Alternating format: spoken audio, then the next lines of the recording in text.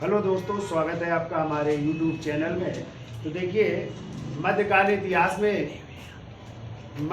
इतिहास में चर्चा चल रही थी जो है सिंध पर जो है अरबों के आक्रमण की। तो हमने कुछ जो है पढ़ा दिया था, उसके आगे कुछ टॉपिक रह गया है तो उसकी भी चर्चा कर लेते हैं। तो देखिए, सिंध पर जो है हमने आपको पढ़ाया था कि यहाँ पे जो है राय वंश का शासन था पहले, और राय वंश के शासक थे कौन? राय साहसी। कौन हुआ करते थे? राय साहसी हुआ करते थे।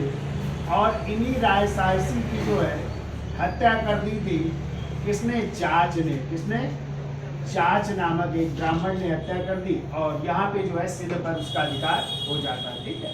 अब इसी चाच के दो पुत्र थे, अपने आप को बताया था, एक दाहर्ष थे और दूसरे इनके बेटे का नाम था दाहिर। क्या नाम था? दाहिर नाम था। ठीक है। तो अगला जो है सिंध का शासक कौन बनता है? दाहिर बनता है। कौन बना था? दाहिर। और दाहिर जो है ये किस धर्म से थे? तो ब्राह्मण धर्म से थे। तो ब्राह्मण धर्म से थे, और साथ में जो है ये निम्न जाति के प्रति, निम्न जाति या जो लड़ाकू जाति थी उसके प्रति ये कठोर था। ठीक है। लड़ाकू जाति के प्रति कठोर बहुत था। ठीक है। अब देखिए, दाहिर की दो पत्नियां थी, हमने आपकी उस टॉपिक में चर्चा की थी। एक पत्नी थी जिसका नाम था रानी बाई। क्या नाम था? रानी बाई नाम था, और या माई रानी भी कहीं कहीं मिलता है। ठीक है। रानी बाई या माई रानी इनका नाम था, और इन्हीं से इनके एक पुत्र था, और उस पुत्र का नाम था, क्या नाम था? जय सिंह नाम था। क्या नाम था? जय सिंह नाम था। ठीक है। दूसरी इनकी एक पत्नी थी, और उस पत्नी का नाम था लाडी नाम था, और लाडी की भी दो पुत्रियां थी, और उन पुत्रियों के नाम थे, एक का नाम था शूर्य देवी और दूसरे का नाम था परमा। क्या नाम था? शूर्य देवी और दूसरी थी परमा। ठीक है।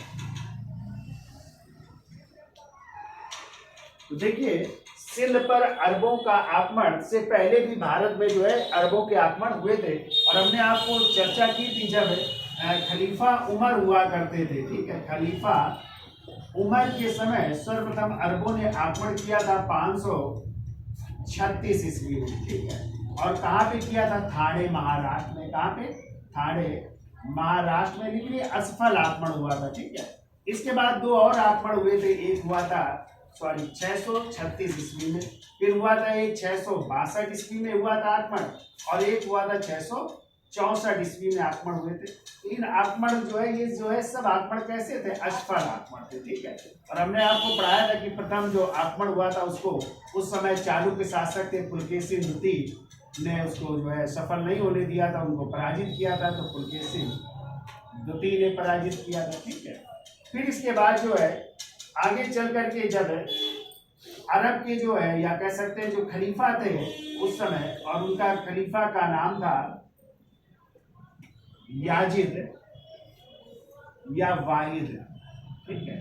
तो इन्होंने जो है उस समय वहां के सूबेदार जो थे, और सूबेदार इराक के जो सूबेदार थे उनका नाम था अल हज्जाज। क्या नाम था? अल हज्जाज नाम था। ठीक है। इस समय फिर जो है आक्रमण हो रहे हैं। तो हमने आपको बताया था 711 में पहला आक्रमण हुआ, फिर दोबारा भी जो है 711 में हुआ। पहला हुआ था उबैदुल्ला खां के नेतृत्व में, उबैदुल्ला खां के नेतृत्व में। दूसरा आक्रमण हुआ था बारदुल के नेतृत्व में। और जो ये दोनों आक्रमण कैसे रहे? असफल रहे। ठीक है। ये भी जो है असफल आक्रमण रहे। और जो तीसरा आक्रमण होगा वही होगा 712 ईस्वी में, और ये तीसरा आक्रमणकारी होगा जिसका नाम था मोहम्मद बिन कासिम। किसका आक्रमण होगा? मोहम्मद बिन कासिम का आक्रमण होगा। ठीक है। और इस मोहम्मद बिन कासिम कहते हैं अरबों के आक्रमण का उद्देश्य क्या था? यदि उद्देश्य की बात की जाए, अरबों के आक्रमण के उद्देश्य क्या थे? तो हमने आपको बताया था इनका उद्देश्य था एक तो साम्राज्य विस्तार, साम्राज्य विस्तार था। दूसरा उद्देश्य इनका था धर्म का विस्तार करना, धर्म विस्तार भी उद्देश्य था। और तीसरा इनका उद्देश्य था धन की लालसा। ठीक है। धन की लालसा, चूंकि भारत के बारे में इन्होंने सुन रखा था कि बहुत भारत कह सकते हैं स्वर्णभूमि, सोने का चिड़िया ही कहा जाता था, तो धन की लालसा भी इनका मुख्य जो है उद्देश्य था। तो देखिए इराक के उस समय जो सूबेदार है उनका नाम है अब्दुल अल हज्जाज, ठीक है। और इसी अल हज्जाज का भतीजा और दामाद कौन होता है? मोहम्मद बिन कासिम, ठीक है। और मोहम्मद बिन कासिम का जो है आक्रमण होता है। तो आक्रमण का भी क्वेश्चन आ जाता है कि तत्कालीन क्या कारण थे। तो तत्कालीन जो आक्रमण का कारण था अरबों का, तो हमने आपको बताया था उस समय जो है श्रीलंका से जो है 8 अरब जहाजों को किस बंदरगाह में?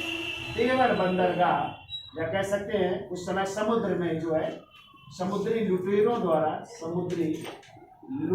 द्वारा लूटा जाना, ठीक है। यानी समुद्री लुटेरों ने श्रीलंका से आ रहे कितने 8 अरब जहाजों को लूट लिया। और इसका आरोप किस पर रख दिया गया? सिंध के शासक दाहिर पर, कि ये सब जो है इन्होंने करवाया। तो दाहिर ने कहा ना तो मैंने करवाया और ना ही हर्जाना देने से मना कर दिया, दोनों को इसने मना कर दिया। इस कारण जो है 712 ईस्वी में मोहम्मद बिन कासिम का आक्रमण हो रहा है। अपने 6000 सीरियाई घुड़सवारों के साथ, इतनी ऊँट की सेना के साथ जो है मोहम्मद बिन कासिम का आक्रमण हो रहा है, ठीक है। अब देखिए इसके आक्रमण आप लोग क्रम से याद रखिएगा। आक्रमण जो है कहाँ कहाँ पे हुआ, तो हमने आपको बताया था पहला आक्रमण उसने देवल बंदरगाह को जीता, ठीक है। और देवल के बाद उसने जो है आक्रमण किया नीरुन पर, कहाँ पे? नीरुन को जीता। नीरुन के बाद उसने जो है शेहवान को जीता, ठीक है। शेहवान के बाद जो है उसने चौथा जो है शीशम, क्या था वो?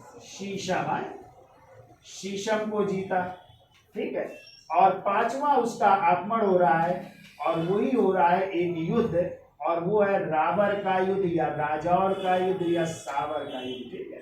तो रावर का युद्ध हुआ, और ये रावर का युद्ध कब हुआ? 20 जून 712 ईस्वी को, ठीक है।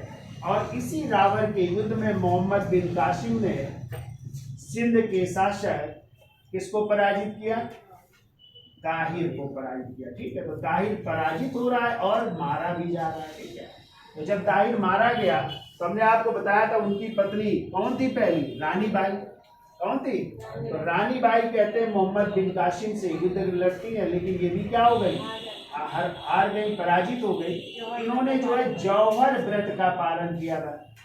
और जौहर व्रत हमने बताया था कि भारतीय इतिहास में ये पहला उदाहरण मिलता है जौहर व्रत का, ठीक है। जौहर व्रत का मतलब होता है अपने आप को खत्म कर लेना या आत्महत्या कर लेना, ठीक है। या तो जहर पी करके या किसी चाकू से या किसी तलवार से अपने को मार लेना, या छत से कूद जाना ना, तो उस समय जो है तो इन्होंने जौहर व्रत का। जबकि हमने आपको सती प्रथा का प्रमाण बताया था एरण अभिलेख, ठीक है, 510 ईस्वी का था।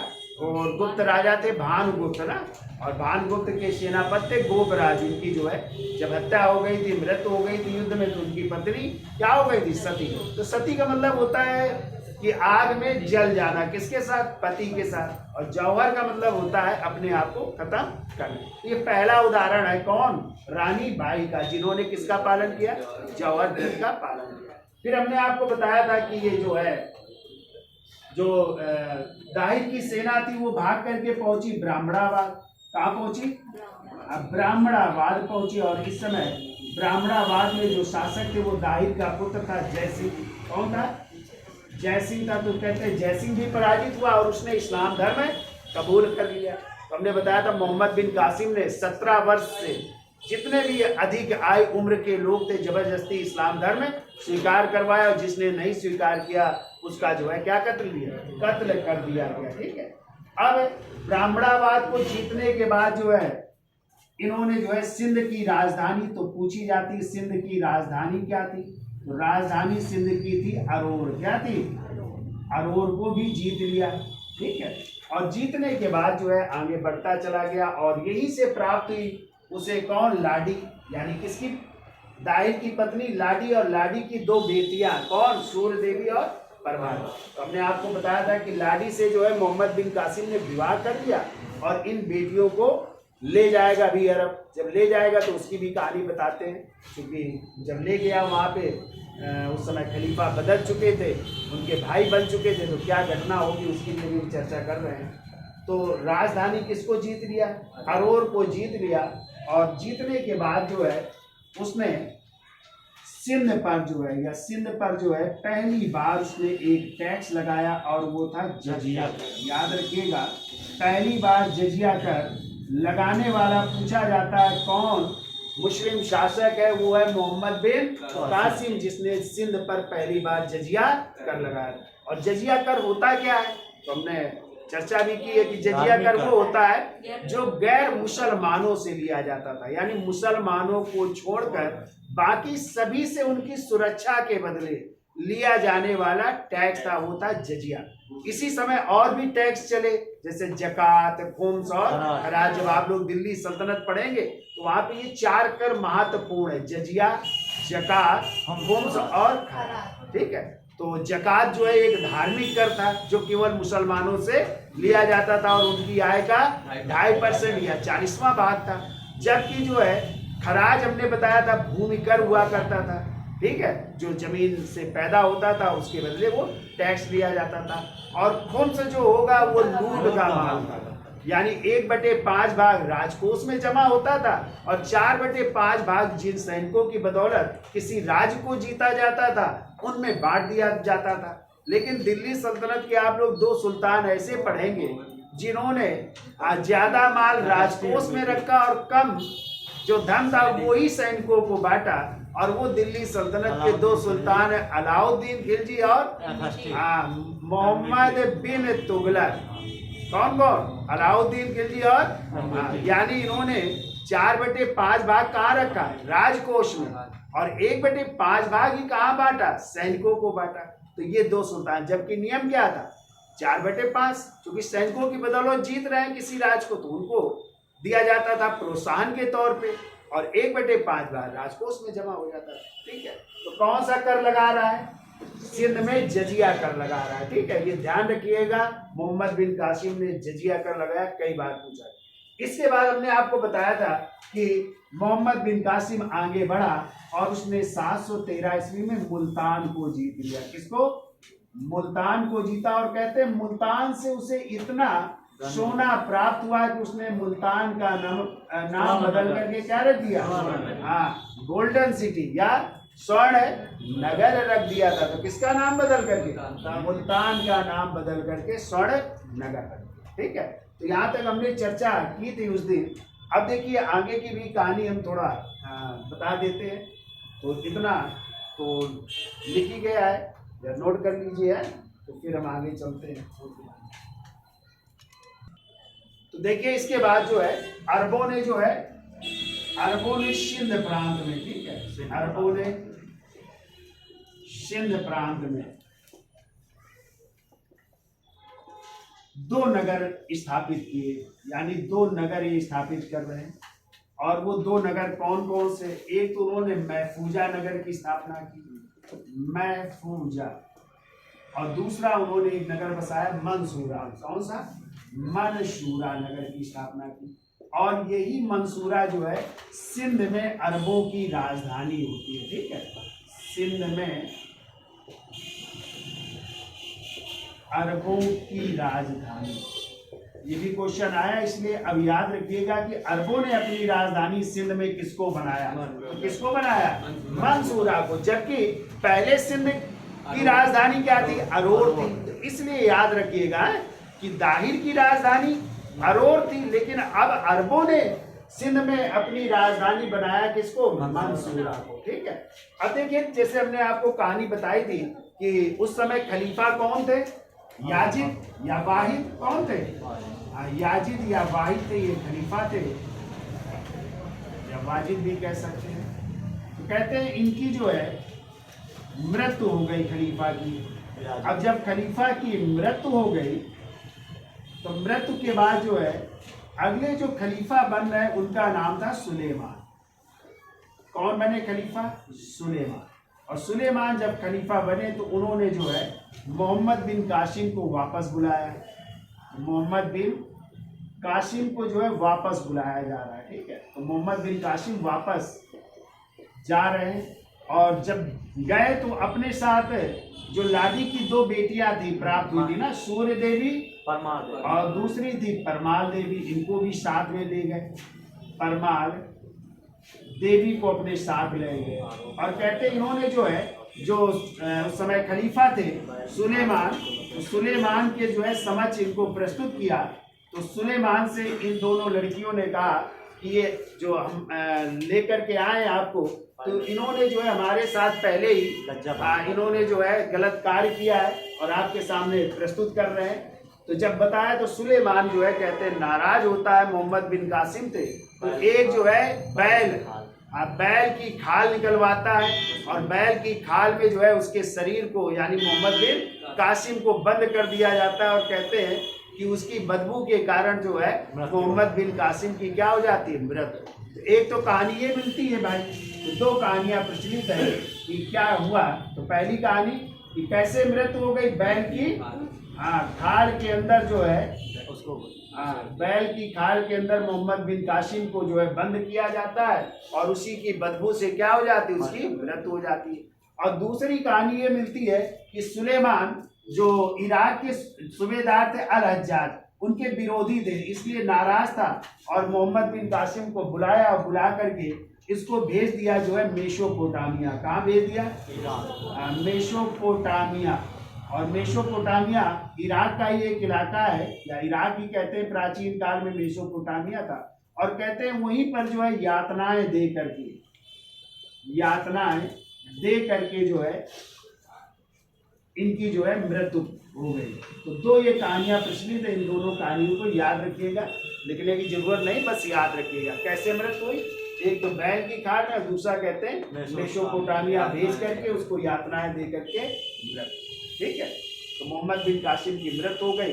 इसके बाद जो है अगले जो है वहाँ के जो गवर्नर बने वो जुनैद, और जुनैद के बाद तमीम बनते हैं, ठीक है। तो गवर्नर कौन बनते हैं? अगले हैं जुनैद, और जुनैद के बाद तमीम, ये 2 जो है गवर्नर बनते हैं, लेकिन इनके बारे में ज़्यादा जानकारी नहीं मिलती है, ठीक है। तो कहा जाता है कि इतिहासकार, आप लोगों ने लेन पुल का नाम सुना है? हाँ, तो देखिए इतिहासकार लेन पुल क्या कहते हैं। तो लेन पुल ने भी कहा है कुछ, और एक इतिहासकार बुलजिले हेग भी हैं, उन्होंने भी कहा है। तो लेन पुल कहते हैं यह एक घटना एक परिणाम रहित विजय थी, ठीक है। यह एक घटना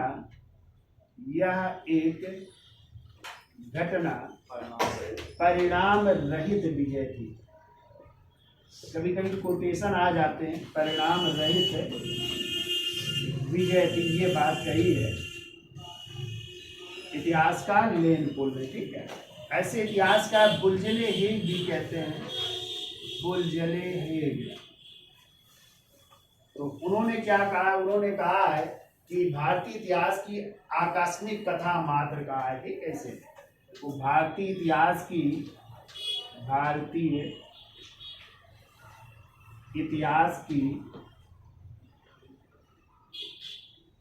आकस्मिक कथा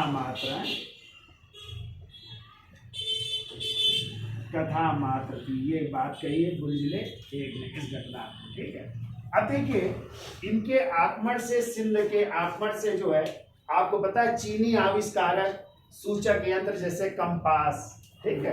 कौन सा? कंपास। चीनी सूचक यंत्र कंपास, जिसकी सहायता से आप लोग दिशा सूचक यंत्र है। ऐसे पहिए वाली ठेला गाड़ी,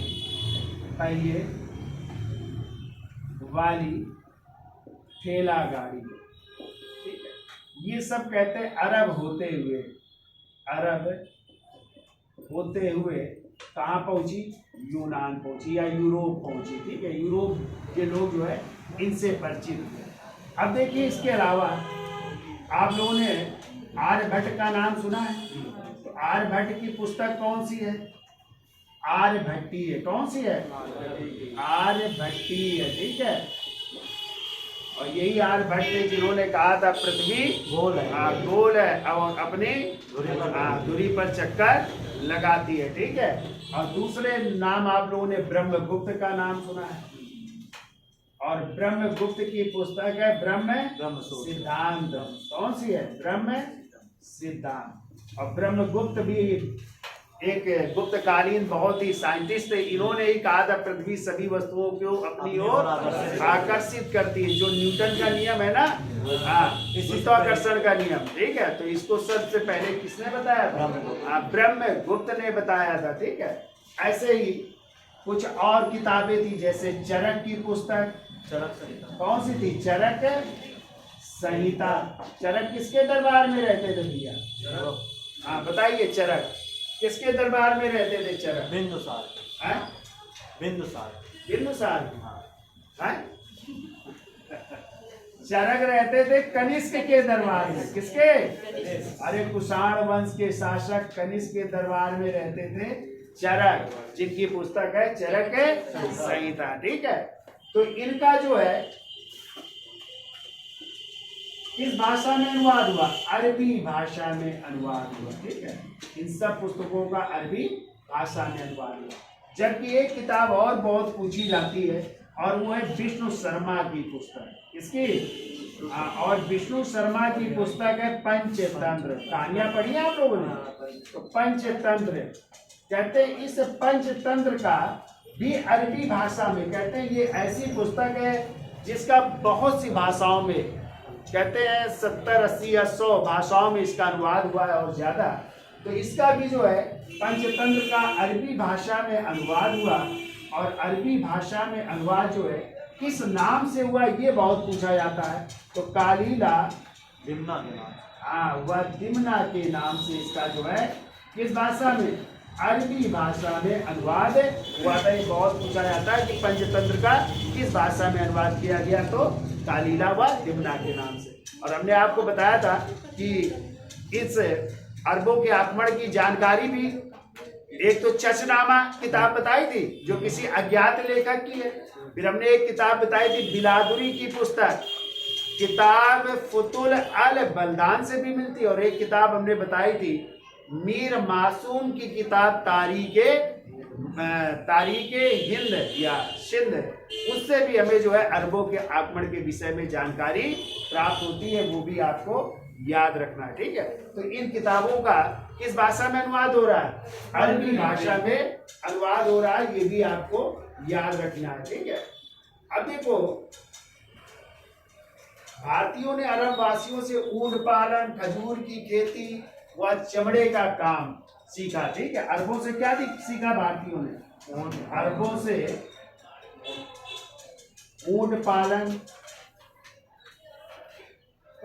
ऊंट पालन सीख रहे हैं, और कौन सा? चमड़े का काम सीख रहे हैं। चमड़े का काम करना भी सीख रहे हैं, ठीक है। तो ये सब जो है किससे सीख रहे हैं? भारतीय अरबों के माध्यम से जो है भारत में ये आ रहा है। खजूर की खेती भी सीख रहे हैं, ठीक है। अब देखो, अरबों ने यहाँ पे एक सिक्का चलाया था, और सिक्का बहुत पूछा जाता है, और वो सिक्का है दिरहम। कौन सा सिक्का? दिरहम नामक सिक्के का प्रचलन किया था, ये भी आपको याद रखना है। कौन सा सिक्का है? दिरहम नामक सिक्के का भी प्रचलन किया था, ये भी आपको याद रखिएगा, ठीक है। और ये जो अंक पद्धति है ना, दशमलव वाली, घनमूल, वर्गमूल, इस पद्धति को भी अपनाया था, और यही अरब वासी थे जिन्होंने सिंध को या भारत को जो है हिंदुस्तान या हिंद शब्द कह करके संबोधित किया था, ठीक है। तो ये कहानी है अरबों की। अरबों के बारे में आपको सिर्फ मोहम्मद बिन कासिम और जो सिंध के राजा थे दाहिर, और ये क्रम भी याद रखिएगा, उसके आक्रमण के क्रम पूछे गए हैं, ठीक है। कौन थे सिंध के राजा? जैसे रानी बाई, जिसने जौहर जंग का पालन किया, और कहाँ पे उसने जजिया कर लगाया पहली बार? तो जजिया कर सिंध वासियों पर ही लगाया था मोहम्मद बिन कासिम ने, ठीक है। तो ये सब चीजें याद रखनी, तो याद हो जाएंगी, तो वीडियो अच्छा लगा हो तो लाइक कर दीजिए, शेयर, और देखते भी रहिए। धन्यवाद।